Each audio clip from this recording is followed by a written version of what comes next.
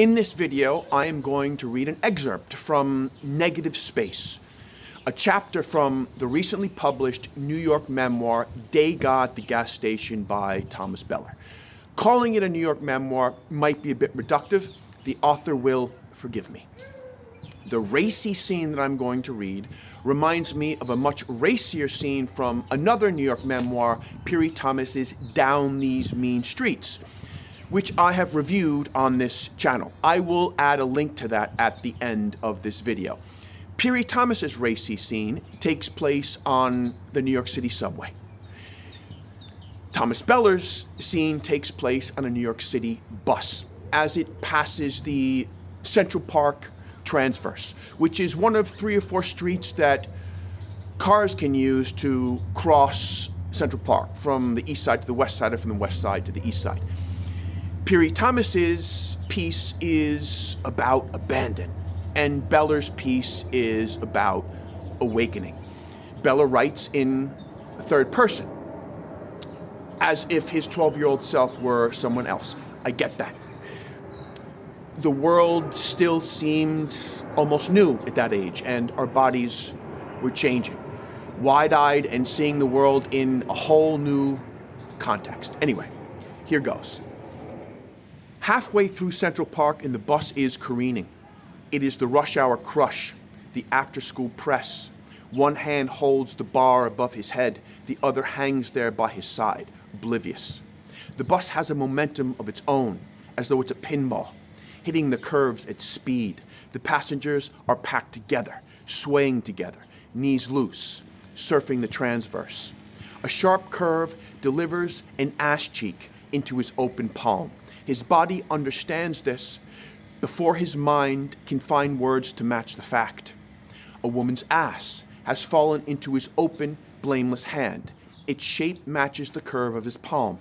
The fabric of the dress is light, a tiny filament separating his hand from the thing itself. Then the bus swerves back. What gravity gave, it now takes away.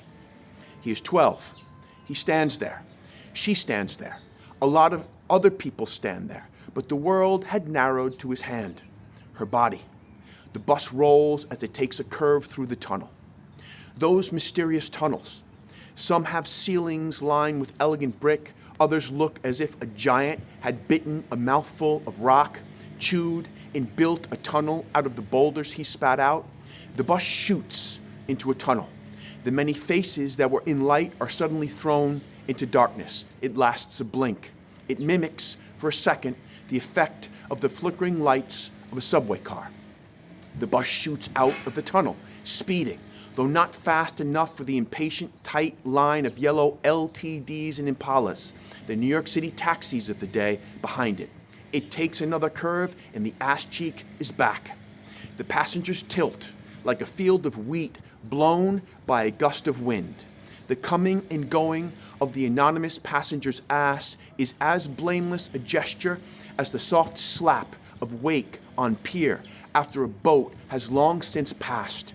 He stares straight ahead. What is she staring at? Through the window, he sees only the blocky stones of the transverse. They are in a subterranean world, the negative space of the transverse. A tiny sidewalk lines the road. Anytime he sees someone walking on it, he feels pity for them. These souls who have so clearly taken a wrong turn, a mistake, he thinks. Anyone on that sidewalk has made a terrible mistake. He stands there, frantically trying to imagine what the woman behind him is thinking. He slowly turns his head and glimpses a young lady with curly hair down around her shoulders, peering into a magazine. All he can see is a slender neck tilted down in concentration, unperturbed. Has she not even noticed his touch? Or is she standing there in a state of burning indignation, prevented from turning and accusing him only by the fact that the bus is now careening a little recklessly through the transverse curves? Is she contemplating the difficulty and embarrassment of making a scene?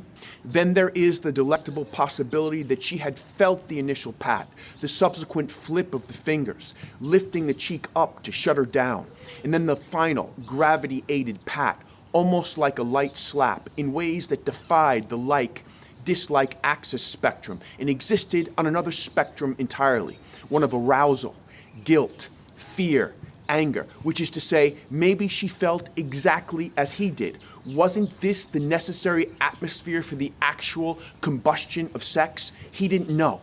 He goes into the fat boy swoon, an exaggerated version of that fantasy common to young boys, in which their friend's hot older sister, a freshman or sophomore in high school, anoints them worthy and delivers a kind of communion of sex. Kneel and receive. The woman in this fantasy descends like an angel. Sex is not conquest so much as an act of beneficence, a kind of sensual philanthropy. On the other hand, he thinks maybe she is pissed as hell and he should bolt as soon as the doors open, before she has a chance to call the police. He stands there in a state of terrified arousal. The bus arrives at Broadway with a cranky, gasping grunt. He emerges onto the street, the enormous green Converse All-Star book bag on his back.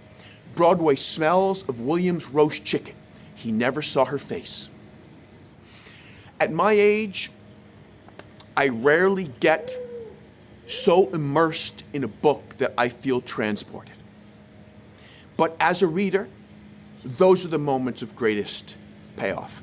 I hope you enjoyed the excerpt as much as I did. In a week, I will review the full book, Degas at the Gas Station, by Thomas Beller.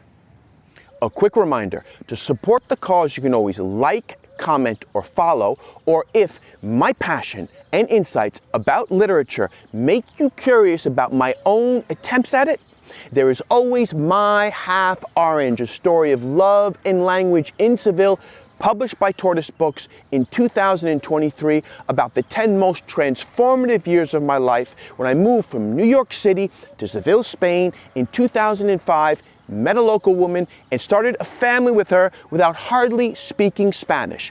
I plan to soon upload an audio version to Substack, Rants from a Foreign Land, John Julius Reel. Follow me there to receive all my updates by email. Thanks, good people.